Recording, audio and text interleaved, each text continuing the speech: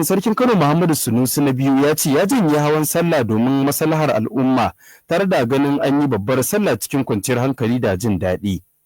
Sarki Muhammadu Sunusi na biyu ya bayyana haka ne yayin wata ganawa da manema labarai a daren jiya a fadarsa da ke Kofar Kudu. A yayin da yake ƙarin haske ya ce ɗaukar wannan mataki ya biyo bayan shawara da masarautar ta yi da gwamnati. Kamar yadda aka ji bayan shawara da gwamnatin jiha, masarauta ta janye haye-hayen sallah na wannan babbar sallah. Ba za mu tsawaita magana akan dalilai ba waɗanda dukkanin jama'a sun sani, amma muna kiran al'umma da su kwantar da hankalinsu kuma su yi bikin sallah cikin farin ciki. Kada a samu tashin hankali, kada a samu wata hayaniya, kuma a tuna cewa idan Allah ya bamu yawan rai akwai salloli da dama da za su zo, da dama da za a ci gaba da al'adunmu.